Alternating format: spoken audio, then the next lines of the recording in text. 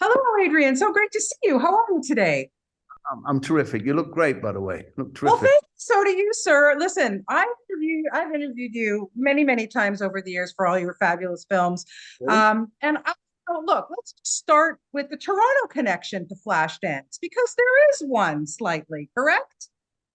Yes, there is. I'm just trying to think. We nearly made it there.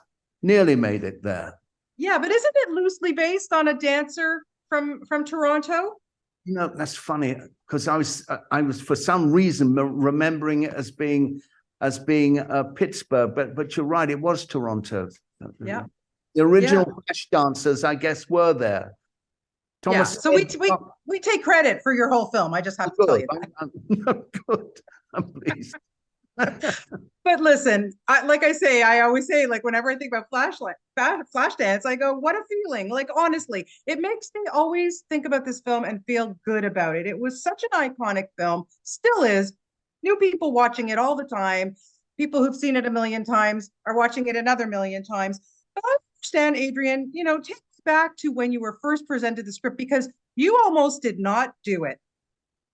It's true. I actually turned it down twice, which was sort of difficult for me because I wasn't getting very far doing anything else. So in the end, I saw that they were going to spend the money. They were going to spend $8 million, which then was quite a lot, in fact. Yes. And I thought, well, I'll try and make the dances interesting and give it some energy. And in the end, it caught people's imagination, and I'm pleased about that. Of course, before it came out, there wasn't a lot of enthusiasm. The studio sold 30% of their interest in the movie just before the movie came out, so they obviously weren't too confident it was going to do any business. Yeah. And people used to ring me up and say, they're dancing in the aisles. They're dancing in Times Square and things. Apparently they were dancing in the theater, and so it was very gratifying, really. Why do you think, when you look back after all these years, people connected to it so well? Well, I think it was a fairy tale, really. It was a sweet love story. I think in the end managed to be. I think it's her, really. I think it's Jennifer Beals. Yeah. She had a kind of a vulnerability and was very endearing. I think I saw the movie about 2 days ago, and it was better than I thought it was going to be, to be honest. Really? Well, I remember a preview when I was with my assistant, a guy called Casey Silver, who later became head of Universal, chairman. Yeah. But then he was my assistant, the poor man. And I was watching a preview, and in Yeah. the back of the theater was the executives from Paramount. So I was very nervous. Right. Sat with him, and I said to him, I said, am I wrong, or is this movie awful? Is it? And there was a long pause, and he said yes. And so I said, is there any way that we can get out of the theater without the executives seeing? And at that point, I realized that the people were laughing in the theater, and I realized that maybe they were enjoying it. But Yeah. I was very anxious about it. Well, of course you were. Of course you had, there was a lot riding on it. But then, fast forward, look at, like I said, it's an iconic film, as is most of your films. We'll go there in 2 seconds. But when you look back and you think about those dance scenes, like they are embedded in my brain. Like I can always remember, certain aspects of each dance. Can you recall, Adrian, which one was the hardest one to direct and put up there on screen? Well, I think the wet one, the one with Uh, I knew that I I won't wanted. create it for you, but I know Jennifer Beal, so I won't. I won't. I think the wet one, really. I remember that I had to show the executives at Paramount what I was going to do, and I didn't know what I was going to do. I just had a feeling that a wet dance would be fun because the water would fly off into the audience and make people wet. Yeah. And also her body would look great with slick with water. So I tried to show these guys what I was going to do, and they were in the bleachers. There was bleachers looking down. It was a studio. And I was down below with the girl, and I was winding a hose pipe around her. I remember it was an absolute disaster.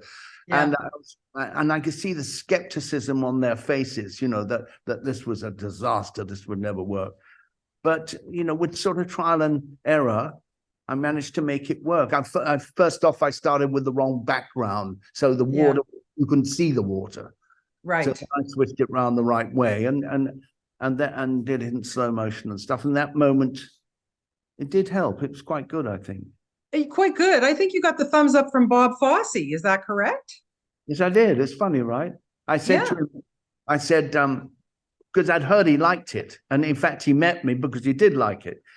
And I said, you know, I ripped off your lighting, and he said, and he said, I know.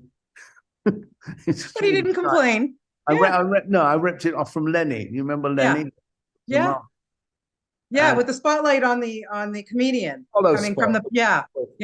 Very sharp, the backlight. Yeah. Absolutely. Yeah.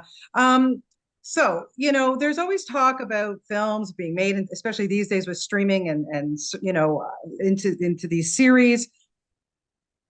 We're getting Fatal Attraction. It's coming out any day now, the new series. What do you think about that? Well, I'm sort of curious, really. I mean, I'm curious how it'll fit like a series format, because somebody asked me to do, well, I'm doing a movie shortly, hopefully, called One Neck, that they normally want to make into a series. And I'm worried with series that it lets the air out of the story. You know what I'm saying? You have to build it up every time, every episode. Just what I'm saying. Oh, 100%. Yeah. Hang on, you disappeared. Sorry. Oh, I'm here. Can't see me? No, you come back. It's good. Okay. Okay. So there we are. What were we saying? No, just about, you know, apparently it's from Alex's point of view. So that could be interesting. I don't know. I haven't seen it yet, so I'll give it a go. But I got to tell you, Adrian, you know, one of my favorite films of yours, I mean, there's so many, was Unfaithful. I can never, ever forget that scene with Diane Lane on the train, thinking about the affair. Yes. Brilliant. Come up with stuff like this, honestly.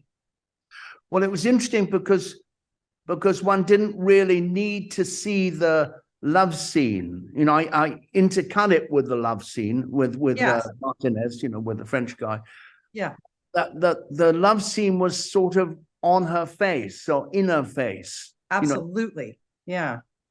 And it was quite quick to do. It's interesting, really. I remember the only thing I really said was, think of something that's going to make you laugh. Think of something that through tears will make you laugh. You know, so it's a mixture of emotions.